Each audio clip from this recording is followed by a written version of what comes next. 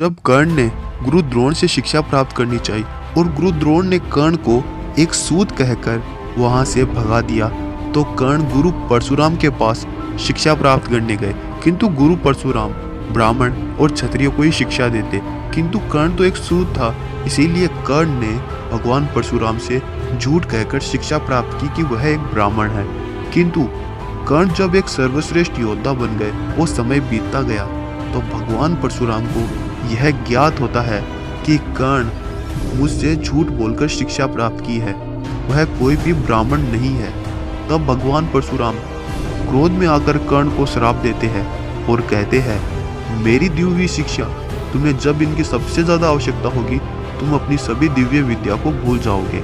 ऐसा कहने पर कर्ण भगवान परशुराम से कहता है, हे प्रभु, आप ही बताइए, मैंने क्या पाप किया?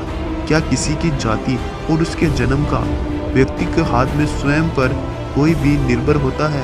मेरा जन्म सूत कुल में हुआ, इस पर मेरा कोई भी वश नहीं था, इसीलिए मुझे किसी ने शिक्षा नहीं दी। मैंने आपसे इसलिए झूठ नहीं कहा कि मैं एक सूत हूँ, किंतु शिक्षा का अधिकार सब पर होता है, इसीलिए मैं आपसे शिक्षा प्राप्त करना चाहता हूँ। भगवान परशुराम कर्ण की सब बात सुनकर कहते हैं, हे पुत्र, मैं अपने श्राप को वापस नहीं ले सकता, किंतु तुम्हारी इस मिथ्या को सुनकर मैं तुम्हें अपना विजय धनुष प्रदान करता हूँ। यह धनुष मुझे भगवान और मेरे गुरु शिव से प्राप्त हुआ था। जब तक ये तुम्हारे हाथ में रहेगा, इस संसार का कोई भी योद्धा तुम्हें पराजित नहीं कर सकता।